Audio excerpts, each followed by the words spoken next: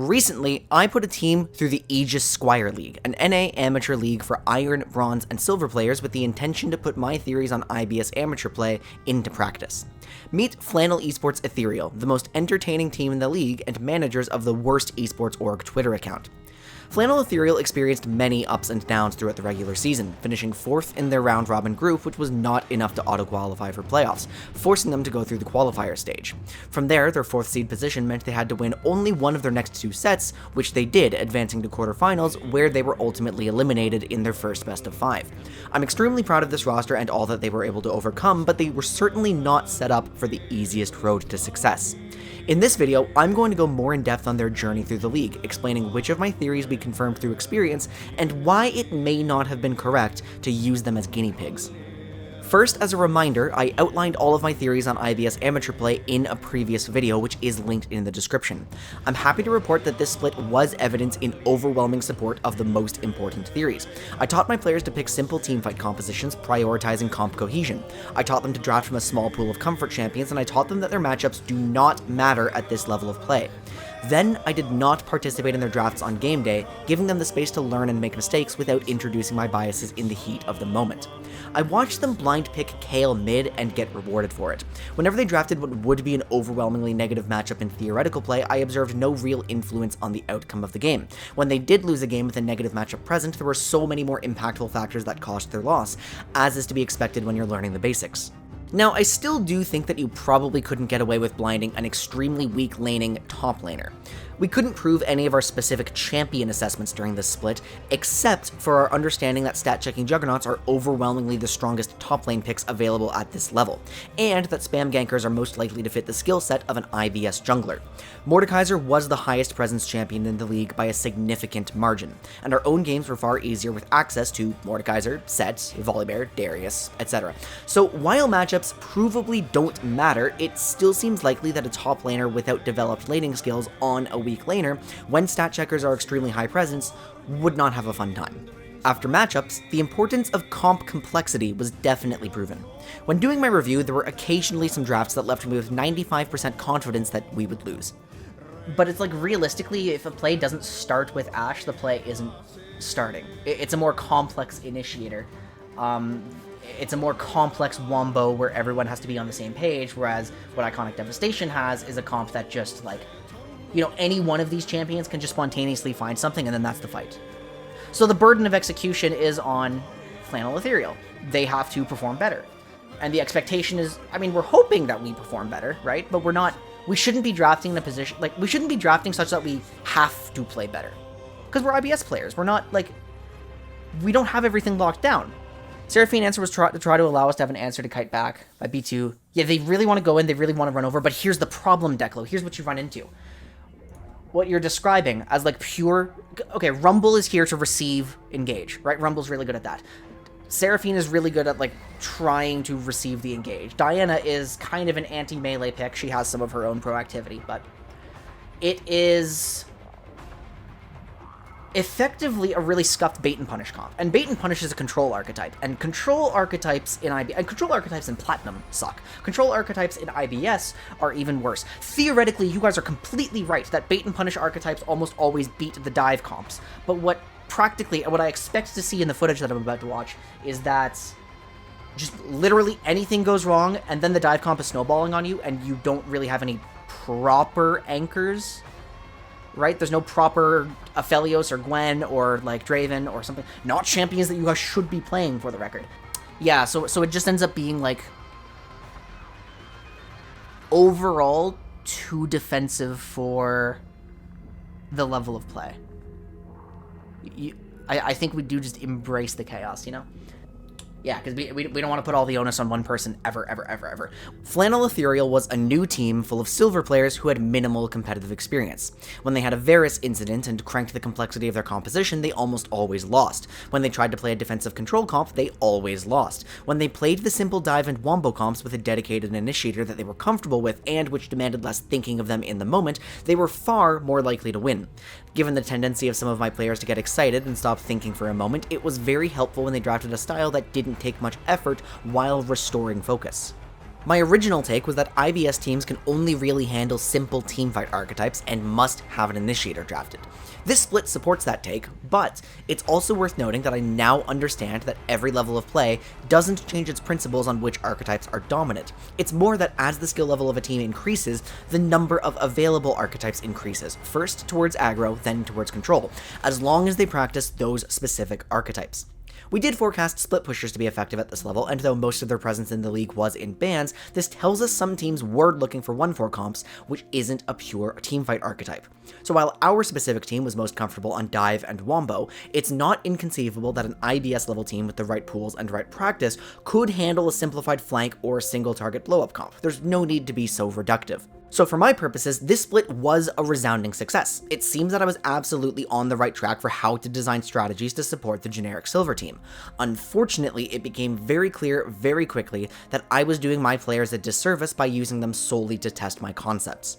I think at the beginning, when it was a lot more unstable with people not having, like, we had some people on the roster that weren't entirely as available as we needed, and it definitely caused a lot of stress leading like on game days when we weren't sure if they were going to be able to show up or not.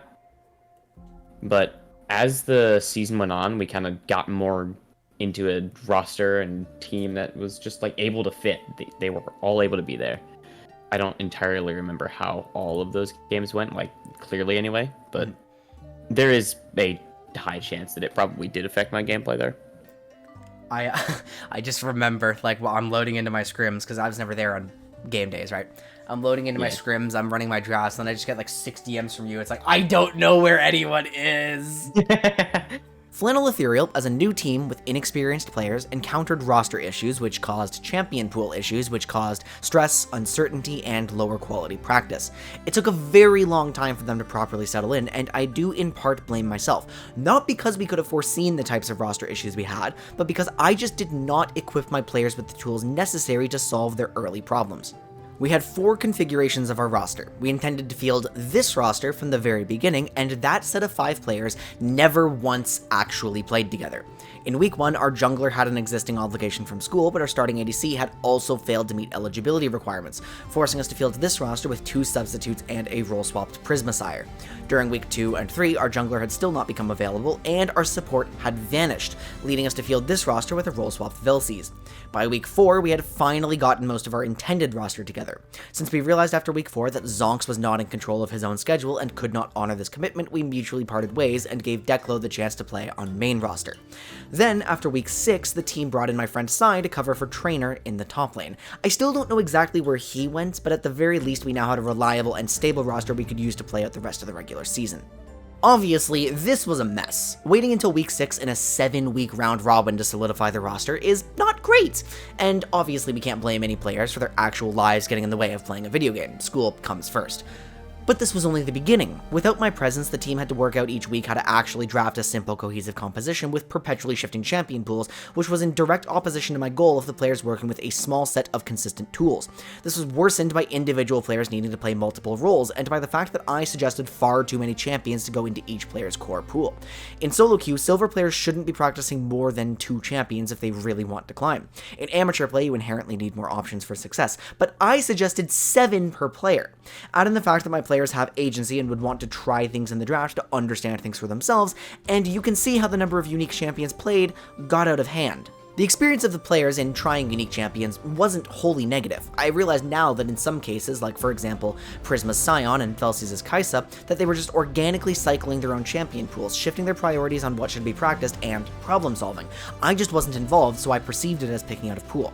I also now realize that some of the instances of actually picking out of pool, like for example our single Caitlyn and Xayah games, might be an important part of amateur play. If perfect conditions come up for something that you used to play, something that's no longer in pool but on which you've built familiarity, something that you don't need to invest extreme mechanical practice time onto, maybe it's fine to pick it. In those examples, we did lose those games, but Velsies reported feeling confident in execution on those picks. My own recent experiences support having access to a rare sub-pool that comes out when you're pinched. But is it okay to have this sub-pool at IBS level? Velsies laned well but struggled in teamfights, and the mental overhead of these rusty champions may be a factor. This will be an important area of study going forward. There's two player experiences I really want to highlight. The first is Sai picking Mordekaiser in quarterfinals, something she has no clue how to play. Just because it's an easy pick, she had a single good game on it, it's strong in the elo, and it would be a denial pick. It did go as disastrously as I expected. It was clear she had no concept of the necessary trading fundamentals to even make it out of lane.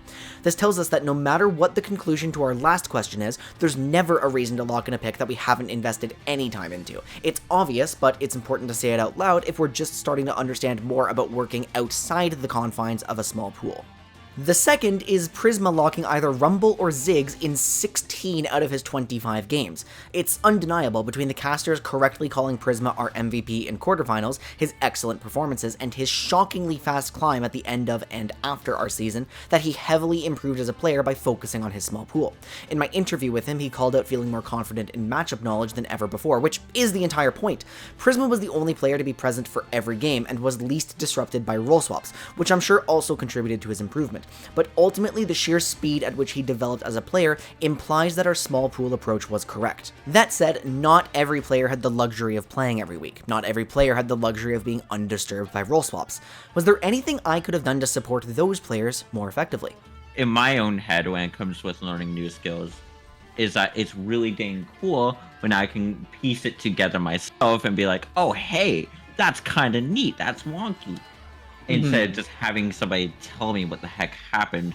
But when it comes with trying to do something full-blown competitively, it is nice to have kind of that little guidance of going, well, have you considered any of like these kinds of things? My players, for the most part, really liked my hands-off approach. They loved piecing together concepts, they loved working out their own scouting systems, they loved slowly refining their lanes, and they all reported feeling as though they'd improved. And I provided my help. I told them that they could at any point ask me to review major sequences, and I went over a few full games when I had time to spare. But I get the impression that they still felt like they needed more of a jumpstart. And they're right, I didn't prepare them well enough on how to start working as a team, or how to select moments they wanted me to review. Imagine the experience of being on this team in week 2 or 3. You're brand new to competitive play, your roster is dangerously unstable, and then while you have to navigate around a different configuration of players all the time, you were never actually taught how to communicate or to think as a team. Solo queue doesn't teach that skill. So since I've been playing with teams long enough to have forgotten what I needed to learn in the beginning, and since my players had an understanding of needing to call Mia and to tell their teammates about their own rotations, which they perceived as enough communication, none of us realized quickly enough what exactly we were missing. We needed to define shenanigan detectors, consistent tells we could use to know if the enemy team is trying some weird and unorthodox play that you should expect in Silver, so we would know to take a step back and gather info. We needed to define the process of taking inventory, making sure that your teammates are in condition and position to fight and that you actually wanted to make this play together. We needed to solve the problem of just shutting off our brains in the mid-game and defaulting to solo play. The fundamentals of teamwork, not just of the game, mattered. But then individual fundamentals were neglected as well. Not a single player on the roster was actually given a learning objective. I gave them the macro level objective of putting my theories into practice, but that doesn't leave them with anything to do during their solo queue practice time.